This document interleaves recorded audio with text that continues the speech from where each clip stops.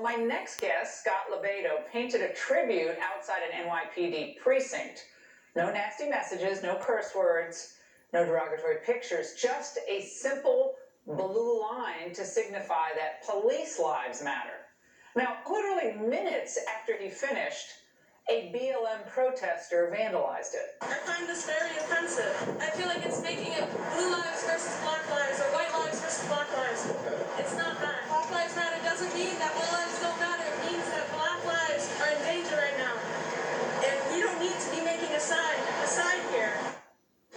Joining me now is the man who painted that blue line, Scott Lobaido. Scott, that protester also says she did it because she loves her country, but it turns out, it seems like certain messages are accepted and other messages have to be erased. Laura, when I was 20 years old, I was chasing girls and drinking beer with my buddies in the park. I didn't know anything about life. This is the problem. These young, white, socialist anarchists, everybody got a trophy, kids.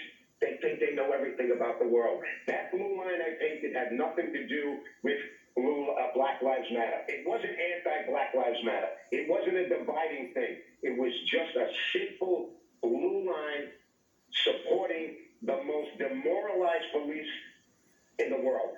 It is disgusting what has happened. So I just put this simple blue line. Now, I don't know if you know, I got a letter from the city. The cease and desist letter for me to remove that blue line. And I responded to the city with the letter, and I said, this letter ain't worth the paper it's printed on. You know where you can put this. Because did the mayor get a letter from the DOT for putting his artwork on the street without a permit that we just found out? No, he didn't. What about the thousands of other people who desecrated all of these public buildings and that are on film with graffiti? Did any of them get a letter? No, they didn't, Laura. You know why I got a letter, Laura? Because I'm a conservative-leaning artist in a very liberal city, and I support the men and women in blue. That's discrimination.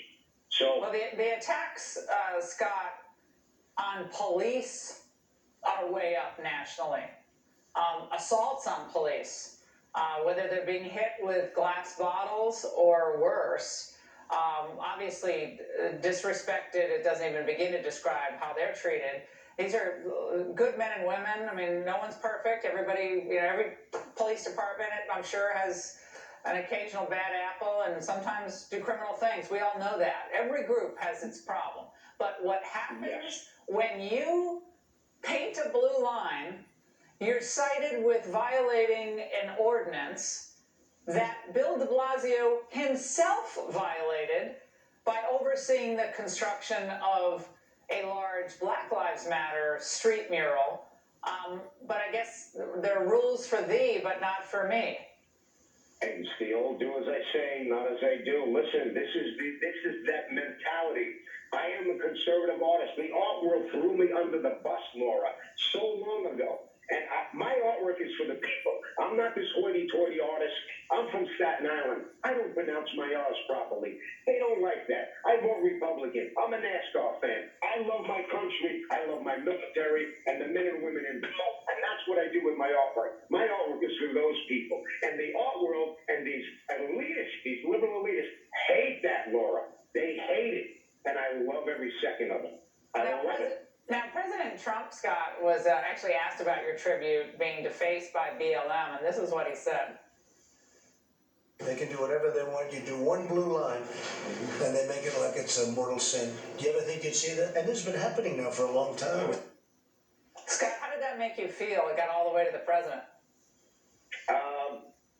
So also, I'm not liked because I am a very outspoken Trump supporter, as you can see some of my artwork. I couldn't tell.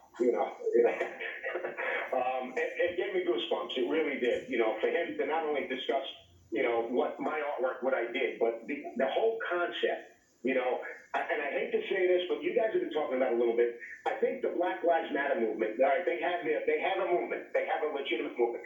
But I think they should be they should be so upset that it's been hijacked by these young radical socialists who don't give two bleeps about that movement. They are in there to inject their own agenda. Okay, and this has been happening. Laura, I don't know how long you know me, but I've been fighting political correctness since the 90s when it reared its ugly head, using my artwork to warn people that this day would come. And here we are. And who is it? It's these young college They're the product, Scott, they're the product of an educational system and a culture that frankly was intended to by parents, by the church, by adults across the board, businesses. They just kind of looked the other way and made money doing business in China. And now look at what we have at the other end of it. Scott, we're going to be following this story. And thank you for speaking out. Anyone from Staten Island, by the way, is a friend of mine. Maybe you got to run for mayor. Scott, thanks so much.